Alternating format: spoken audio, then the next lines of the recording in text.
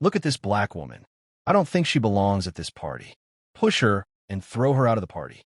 For three wealthy women, it was just another ordinary day at the most exclusive yacht club in the city. For the woman they decided to mock, it was the day she decided to teach them a lesson they would never forget. What started with three cruel words ended in a revenge so perfect, so shocking, it changed their lives forever.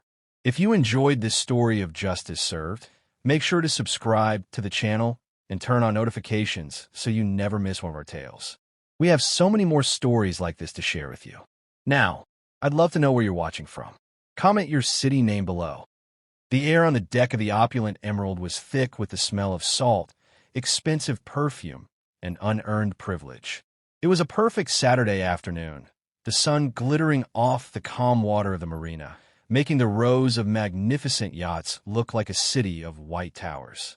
Laughter and the gentle clinking of glasses floated from the main lounge, a sound of pure, careless joy. But near the starboard railing, a different scene was unfolding, one that was cold and sharp enough to cut through the warm breeze. Three women, dressed in shades of white and pastel, formed a tight, impenetrable circle. They were the kind of women who looked like they had been born with silver spoons in their mouths, their faces smooth and unlined by real worry. Their names were Chloe, Isabel, and Sloane. Chloe, the apparent leader, had a voice like honey that had gone sour, sweet but with a nasty sting. Isabel laughed at everything, a high, tinkling sound that felt more like an alarm. Sloane was the quiet one, her cruelty delivered with a serene smile, making it somehow worse. Their target was a woman standing a few feet away, seemingly captivated by the view. Her name was Amara. She was dressed simply in well-cut linen trousers and a dark top, her posture relaxed yet proud. Her skin, a rich, deep brown, seemed to absorb the sunlight, and she looked entirely at peace, a solitary figure of calm elegance amidst the noisy glamour. Chloe's voice sliced through the air, not too loud, but perfectly pitched to carry. I suppose anyone can wander in these days if they look like they belong. The help must have gotten lost on the way to the kitchen. She took a delicate sip of her champagne, her eyes raking over Amara's form with open contempt. Isabel giggled, covering her mouth. Oh, don't be mean, Chloe. Maybe she's the new entertainment. A singer, perhaps. The suggestion was dripping with mockery. Amara did not turn. She simply continued to look out at the water, but a subtle tightening in her shoulders was the only sign that she had heard them. Sloane joined in, her voice a soft, poisonous whisper. It's a shame, really. They should have a different area for the day staff. It ruins the atmosphere for members. This is supposed to be a refuge. The words were deliberate, designed to degrade. They were not just insults. They were attempts to erase her presence, to categorize her as something less than human, something that didn't belong in their pristine world. They assumed she was staff, an interloper, a stain on their perfect afternoon simply because of the color of her skin. Finally, Amara turned. Her movement was slow, deliberate, and utterly calm. She looked at the three women not with anger, but with a deep, unnerving stillness. Her eyes, dark and intelligent, moved from Chloe to Isabel to Sloane, holding each of their gazes for a moment. It was not the reaction they expected. There were no tears, no defensive shouts, no slinking away in shame. There was only a profound, unsettling silence. Chloe, emboldened by her friends and the champagne, raised an eyebrow. Can we help you? The crew's quarters are below deck. A small, almost imperceptible smile touched Amara's lips. It wasn't a friendly smile. It was something else entirely, something that made the fine hairs on Isabel's arm stand up. Amara didn't say a word. She simply turned and walked away, her steps smooth and silent on the teak deck, leaving the three women momentarily speechless. Well, how rude. Isabel huffed, her laughter finally dying. Ignore it, Chloe said, flipping her hair over her shoulder. Some people have no class. It's not worth our energy. But they had spent their energy. They had poured their petty vitriol into the space between them and this stranger, and instead of it landing with a satisfying splash, It had simply vanished into a deep, dark well. The encounter left a strange vacuum, a quiet that felt heavier than their noise. An hour later, the party was in full swing. The three women had almost forgotten the incident, lost in a new round of drinks and gossip. That's when the club's manager, a usually unflappable man named Mr. Henderson, appeared on the deck. He looked pale, his forehead glistening with a fine sheen of sweat. He clapped his hands gently for attention, his smile strained. "Ladies and gentlemen, if I could have your attention for a brief moment," he began, his voice trembling slightly. "It is my extraordinary privilege to announce a change in ownership." A mild wave of interest passed through the crowd. People turned curious. "The opulent Emerald," Mr. Henderson continued, swallowing hard, "along with its entire fleet, has been purchased. We have a new owner, and she is here with us today." A murmur of excitement rippled through the guests. Who is it? A Russian oligarch? That billionaire? All eyes began to scan the room, looking for a familiar face of immense wealth. Mr. Henderson's gaze found a spot near the back of the deck, and he extended a shaking hand. "Ladies and gentlemen, it is my honor to introduce Amara Johnson." Every head turned, every single one, and there she was, Amara, the woman from the railing. She was still dressed in her simple linen, but she now held a glass of champagne, standing with an aura of absolute, unquestionable authority. The same deep calm was in her eyes, but now it was underscored by a power so immense it sucked the air from the deck. She didn't smile. She didn't wave. She just stood there, allowing the silence to grow, allowing the weight of her new title to settle over the entire gathering. Chloe's champagne flute slipped from her fingers, shattering on the deck with a sound like a gunshot. Isabel's mouth hung open, a perfect comical O of shock. Sloane felt a cold dread, colder than the ocean deep, begin to creep up her spine. Amara's eyes slowly traveled across the stunned crowd until they landed, with the force of a physical blow, on the three women. She held their gaze, and in that endless second they understood. The quiet woman they had mocked, the woman they had tried to diminish with their small, hateful words, didn't just belong on this yacht. She owned it, every single inch. And then Amara did something truly terrifying. She smiled. It was a small, private smile just for them. A smile that promised that the conversation at the railing was not over. It had only just begun. The game was now hers to play, and the rules had just changed forever. The sun was still shining. The champagne was still bubbling. But for three women, the world had just tilted off its axis, plunging them into a deep, freezing shadow. The silence that followed the shattering of Chloe's glass was absolute. It was a vacuum, sucking all the sound and air from the luxurious deck. The cheerful jazz band seemed to have vanished into the ether. The only thing anyone could hear was the frantic, hammering beat of their own heart, especially the three women whose world had just been upended.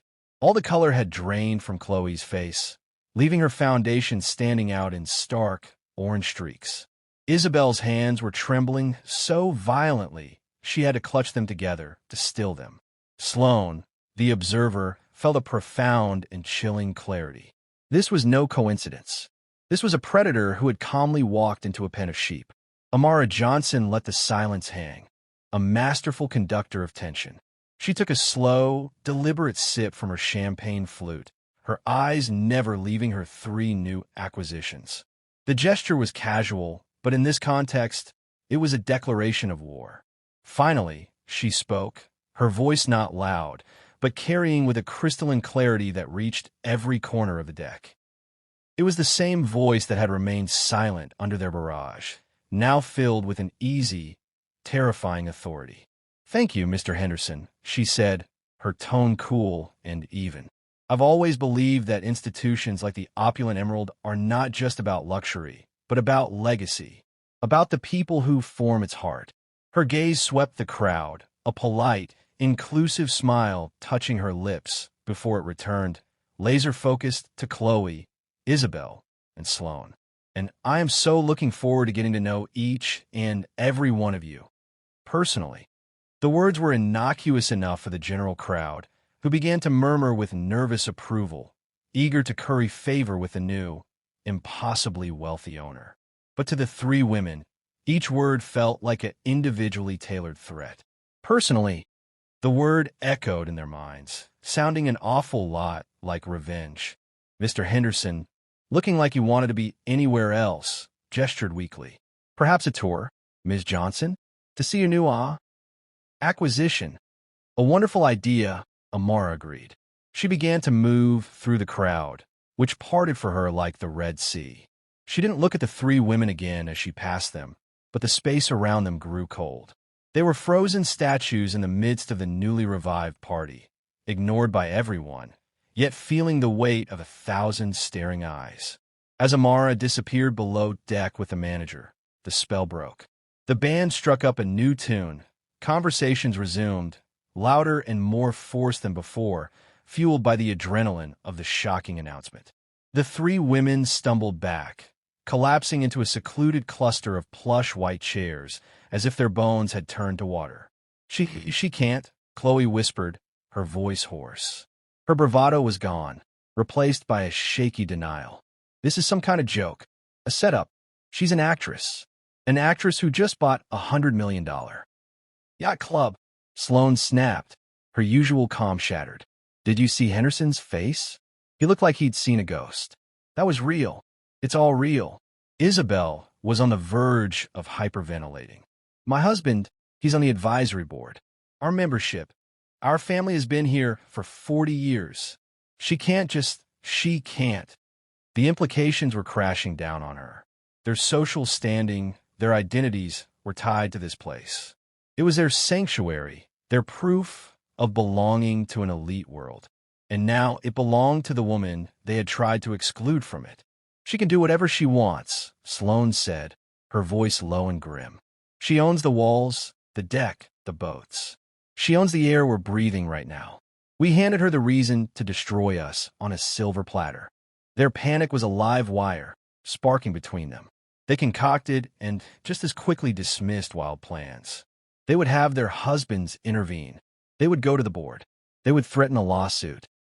But each idea crumbled under the immense, unassailable fact of her wealth. Money like that was a fortress. It was law. Down below, in the pristine, oak-paneled office that had, until an hour ago, belonged to the club's former chairman, Amara was indeed taking a tour. She ran a finger along the polished surface of the vast desk. Mr. Henderson stood by the door, wringing his hands.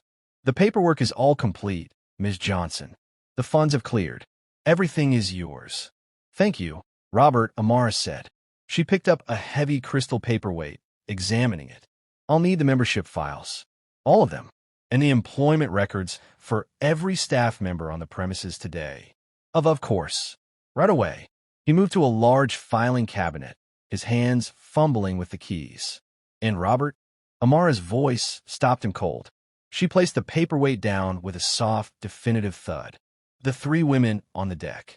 Chloe, Isabel, Sloane. I want the files first. And I want a complete list of their family members who hold membership privileges. Henderson's blood ran cold. He had seen the exchange, had heard the whispers. He knew. Ms. Johnson, that is club privacy. Amara turned to look at him fully. Her expression wasn't angry. It was patient, as if explaining something to a child. Robert, I am a club. There's no privacy from me. Their privileges are my privileges to grant or to revoke. Do you understand? The unspoken threat was clear. His job, his own privileged position, was also hers to grant or revoke. He simply nodded, a quick, jerky movement, and hurried to pull the files. An hour later, the party was beginning to wind down, the shock giving way to a desperate need for normalcy. The three women had decided on a course of action, a strategic retreat. They would leave, gather their thoughts, and mobilize their husbands' resources. It was the only way. They collected their bags, moving with a forced casualness towards the gangway, desperate to escape the gilded cage that had so suddenly become a prison. They were just steps from the freedom of the dock when a young, smartly dressed attendant smoothly blocked their path. He held a silver tray. On it were 3 crisp, cream-colored envelopes. "Ladies," he said, his smile professional and utterly empty. A message from management. Chloe, her heart in her throat, snatched the envelope with her name elegantly calligraphied on the front. Her fingers tore at the heavy paper. Inside was a single card. "Dear Ms. Worthington," it read. "The Board of Membership Review cordially requests your presence, along with that of Ms. Isabel Grant and Ms. Sloane Pettigrew, for a meeting tomorrow afternoon at 3 p.m. in the Harbormaster's Lounge. Please be prompt. Your continued membership is contingent upon your attendance." It wasn't signed. It didn't need to be. They all knew who it was from. Isabel let out a small, choked sob. Sloane stared at the words "contingent upon your attendance" until they blurred. This was it. She wasn't waiting. She wasn't drawing it out. The reckoning was scheduled for tomorrow. As they stood paralyzed on the threshold between the yacht and the dock, a low, powerful hum vibrated through the planking beneath their feet. They turned, along with the few remaining guests on deck. A stunning, sleek motor yacht, larger and more modern than any other in the marina, was gliding silently into the premier slip at the very end of the dock, the slip reserved for the club owner's personal vessel. Its name was painted in stark, black letters on the immaculate white hull, Nemesis. On the upper deck of the magnificent yacht stood Amara. She held a new glass of champagne. She didn't look at the club or at the crowd. She looked directly at the three women standing frozen by the gangway. Slowly, with a grace that was both beautiful and horrifying, she raised her glass in a silent, solitary toast to them. Then she turned her back and walked away, leaving them standing there, holding their termination notices, watching her empire solidify around them. The game was indeed afoot, and they had already lost the first move. The walls were closing in, and they were made of solid gold. The hours between receiving the summons and the appointed meeting time were a special kind of torture for Chloe, Isabel, and Sloane. Sleep was impossible. Their grand homes, usually sanctuaries of comfort, felt like empty, echoing cages. Their husbands, when consulted, had offered useless advice wrapped in bafflement. "Just apologize," Chloe's husband had said, distracted by a stock report. "How bad could it be? She's a businesswoman, not a monster." He didn't understand. He hadn't seen the quiet promise in Amara's eyes. Isabel's husband was more concerned with the potential social embarrassment. Sloane's, a sharp lawyer, had warned her not to say anything that could be used against them, his voice laced with a fear he couldn't hide. They were on their own. The next day, at 5 minutes to 3, they stood before the heavy, polished mahogany doors of the Harbormaster's Lounge. This was the most exclusive room in the club, a place reserved for signing monumental deals and hosting visiting royalty. None of them had ever been inside. The irony was a bitter pill. A young attendant, the same one from the day before, stood silently by the door. His face was a neutral mask. He opened the door without a word and gestured for them to enter. The room was breathtaking and terrifying. One entire wall was a single curved pane of glass, offering a panoramic, almost cinematic view of the marina and the majestic Nemesis dominating the foreground. The afternoon sun streamed in, illuminating dust motes dancing in the air. The furnishings were minimalist and devastatingly expensive. In the center of the room sat a single, long table of gleaming dark wood. Behind it were 3 high-backed chairs. In front of it, 3 simple, lower chairs like those for students awaiting a headmaster's judgment. Amara was already there. She stood by the window, her back to them, looking out at her yacht. She wore a severe, impeccably tailored black pantsuit. She didn't turn as they entered. The only sound was the soft click of the door closing behind them, sealing them in. "Sit," she said. Her voice was calm, devoid of anger, which was somehow worse. It was the voice of pure, unassailable authority. They moved like automatons, slipping into the 3 low chairs. They felt small, exposed. The large, empty table felt like a barrier, a divide between their old world and this new, frightening one. Finally, Amara turned. She didn't sit. She walked slowly to the head of the table and placed her palms flat on the smooth wood, leaning forward slightly. She looked at each of them in turn, her gaze lingering, assessing. She didn't smile. We have business to discuss, she began, her tone that a CEO addressing underperforming employees. The membership committee has reviewed your files. There are concerns, significant concerns. Chloe found a shred of her old defiance. This is ridiculous. Our families have been members for decades. Our contributions. Your contributions, Amara interrupted, her voice slicing through Chloe's like a scalpel, include a long and colorful history of complaints. About the staff. About other members who didn't meet your undefined standards. About the music being too loud, the wine too cold, the light too bright. She picked up a single sheet of paper from the table. Chloe Worthington. Formal complaint from last summer. You accused a bartender of stealing your bracelet. It was found in your beach bag. You refused to apologize. Chloe's mouth snapped shut, her face flushing a deep, ugly red. Amara's eyes moved to Isabel. Isabel Grant. You demanded a waiter be fired because he had, and I quote, a frightening accent. He was from Newcastle. She didn't even need to look at the paper. The information was clearly etched in her mind. Isabel shrunk in her chair, looking like a scolded child. Then Amara looked at Sloane. Sloane Pettigrew, the quiet one. You suggested the club institute a guest screening policy to prevent, and again I quote, an undesirable element from spoiling the ambience. Your proposal was rejected. Thankfully, Sloane met her gaze, her own eyes wide with shock. That meeting had been private. How could she possibly know? The point is, Amara continued, straightening up, your behavior has been a consistent blight on this institution's reputation. It is not in alignment with the new values I wish to cultivate here. Values of respect, of basic human decency. She let the words hang in the sunlit room. The accusation was no longer about yesterday.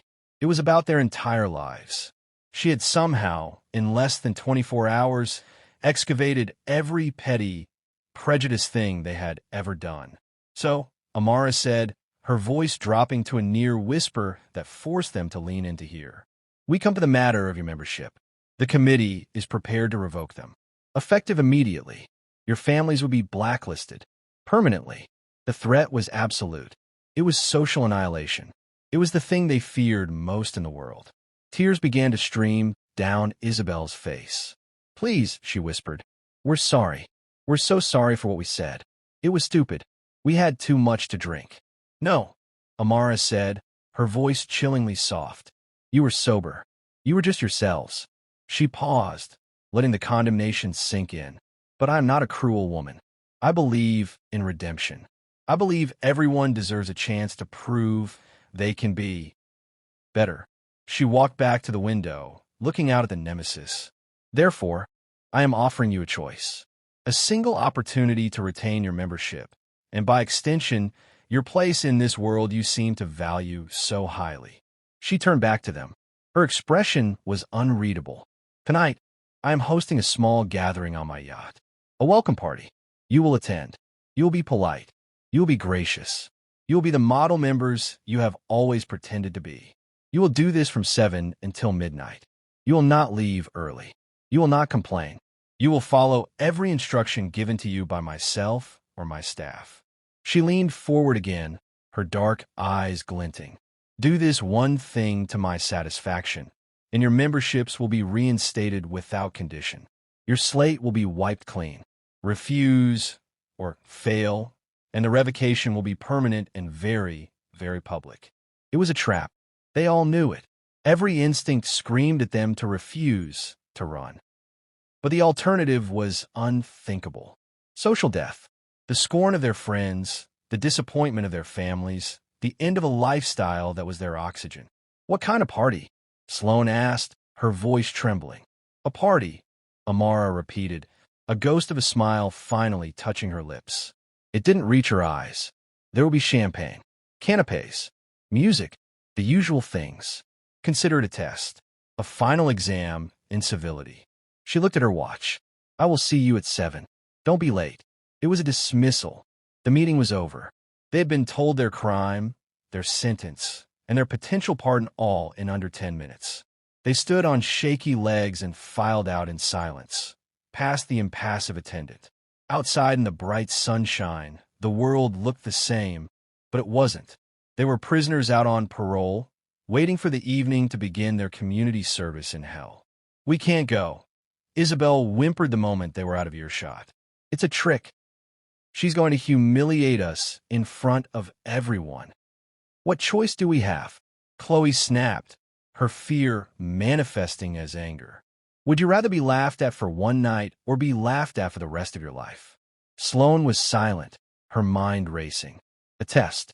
A final exam. The words echoed. Amara wasn't just interested in an apology. She wanted something more. She wanted to see them break. She wanted to prove a point. And as the sun began its slow descent toward the horizon, painting the sky in beautiful, bloody hues, the three women had no choice but to go home, put on their most expensive dresses, and prepare to walk into the lion's den, hoping somehow to survive the night with their futures intact. The nemesis waited, silent and imposing, its name now feeling less like a boast and more like a dreadful prophecy. The walk down the dock that evening was the longest of their lives. Each step on the polished teak planks echoed like a death knell. The nemesis was no longer just a yacht. It was a fortress of judgment, every light in its countless windows feeling like an accusing eye. They were dressed in their best, as instructed.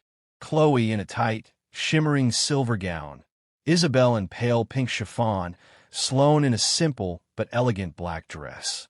They looked like guests of honor heading to a gala, but they felt like prisoners walking the plank. A crew member, dressed in a crisp white uniform, greeted them at the bottom of the gangway. His face was politely blank. "Ladies, Ms. Johnson is expecting you. Please follow me." He didn't escort them to the main deck where the sounds of a party, soft jazz, laughter, the clink of glasses, were already drifting into the night air. Instead, he led them down a side passage, through a spotless stainless steel door, and into the heart of the yacht, the galley. It was a cavernous, hypermodern space of gleaming metal and harsh fluorescent light, a stark contrast to the warm, wood-paneled luxury above.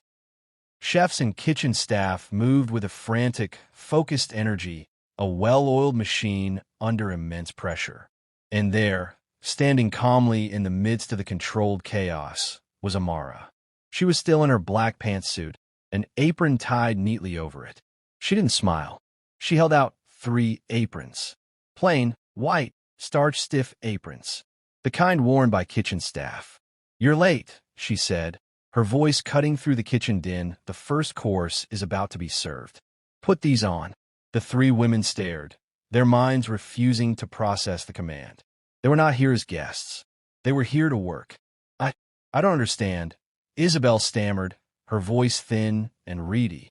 "It's simple," Amara said, her tone patient, as if explaining to a child. "Up there, my guests are enjoying themselves. They require service. You 3 will provide it. You will be servers for the evening. Consider it a lesson in humility. A chance to truly understand the people you've spent your lives looking down upon." Chloe's face contorted in outrage. "You cannot be serious. We are not. We are not servants." Amara took a step closer.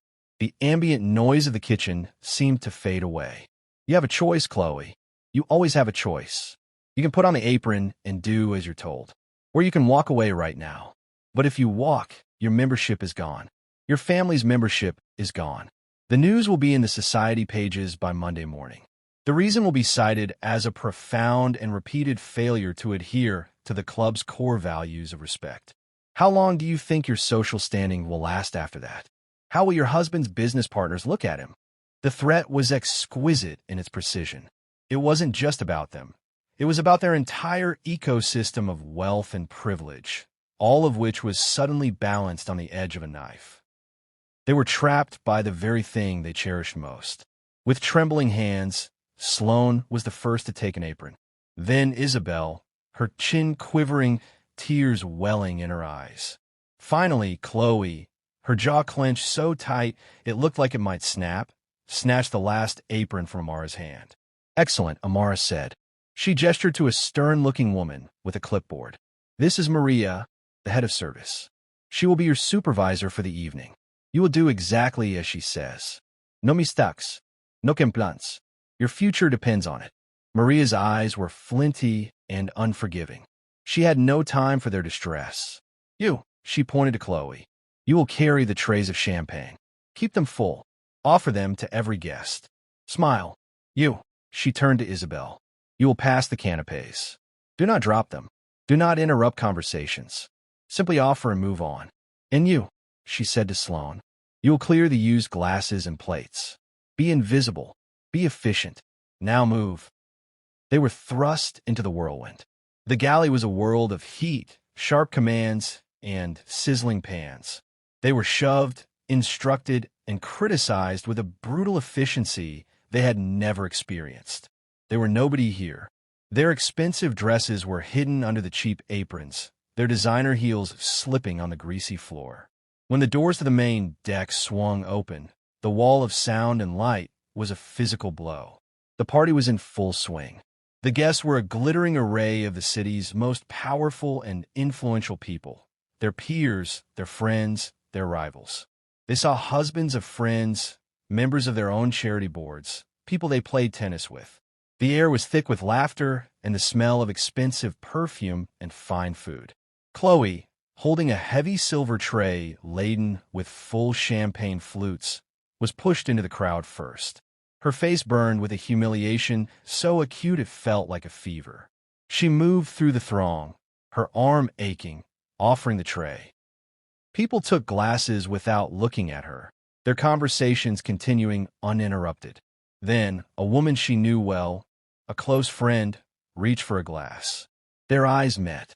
For a split second, there was confusion, then dawning, horrified recognition. The friend's smile froze. Then she quickly looked away, snatching the glass and turning her back, a gesture of dismissal more powerful than any slap. Isabel fared worse. Her tray of delicate, caviar-topped blinis felt like it weighed a ton. She was jostled by the crowd. A man she'd had dinner with last week bumped her arm, causing a canopy to slide to the floor. Clumsy, he muttered, not even looking to see who he was admonishing. She wanted to die. She kept her head down, tears mixing with the sweat on her face, offering her little bites of food to the people who had once hung on her every word. Sloane's task was the most degrading. She was the ghost, moving through the party collecting the detritus of the privileged. Half-empty glasses smudged with lipstick, plates smeared with remnants of food, crumpled napkins. She was ignored, treated as part of the furniture. She saw the looks, the whispered conversations behind hands as people recognized them. The humiliation was not a loud, dramatic thing.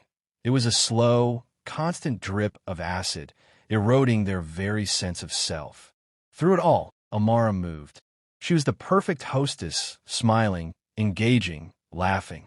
But her eyes would occasionally find theirs across the room. A glance held for just a moment too long. A silent reminder of who was in control, who was the spectator, and who was the spectacle. The evening stretched into an eternity of shame. Their feet ached. Their backs screamed. Their pride lay in shattered pieces on the polished deck. They were forced to be polite, to say, "Of course, sir," and "My pleasure, madam," to people who smirked at their downfall. At precisely 15 minutes to midnight, Maria found them. "The main course is cleared. Ms. Johnson has a final task for you." In the galley. Now, exhausted and broken, they stumbled back into the harsh light of the kitchen. The party was winding down above them, the music softening. Amara was waiting for them by a large industrial sink piled high with the evening's dirty pots, pans, and cooking sheets. A mountain of greasy, food-caked metal. "The kitchen staff have worked hard enough tonight," Amara said. "You will finish the cleaning. You will wash every pot, every pan, every dish in this sink. You will do it by hand. You will leave everything spotless. When you are done, you may leave." It was the final, crushing blow. They stood before the disgusting, towering pile of other people's mess, the steam from the hot water clouding their vision. There was no fight left in them, no defiance. They had been stripped bare. Wordlessly, Sloane rolled up her sleeves and picked up a scrub brush. Isabel, sobbing quietly, joined her. After a long, tense moment, Chloe, Her shoulders slumped in utter defeat did the same. They spent the next hour in silence, their hands immersed in greasy, scalding water, scrubbing away the evidence of the party they had been forced to serve. When they finally stumbled off the Nemesis, the midnight air was cold. The glamorous party was over. The dock was deserted. They didn't look at each other. They didn't speak. They simply walked away, the sound of their footsteps swallowed by the gentle lapping of water against the hulls of the boats. They were free to go, but they knew they would never truly be free. They had learned the cost of their cruelty, and the lesson had been written not in words, but in humiliation, in aching muscles, and in the greasy film that still clung to their hands. The next morning, a formal, elegantly typed letter arrived at each of their homes. It stated that after a review of their comportment during the previous evening's event, the membership committee had voted unanimously to reinstate their privileges. They were welcome back at the Opulent Emerald. None of them ever went back. They couldn't bear to see the place. They couldn't bear the whispers. They slowly retreated from their old social circles, the memory of that night a poison that made every party, every club lunch, taste of ash. The world of luxury and ease they had fought so hard to protect was now a prison they had built for themselves. And the key was held by a woman on a yacht called Nemesis, who had, with the sweetest and most devastating revenge, given them exactly what they deserved. The sun still rose over the marina. The water still sparkled. But for three women, the light had gone out of their world forever, extinguished not by darkness, but by the reflection of their own ugliness, finally shown to them in the clear, calm eyes of the woman they had mocked.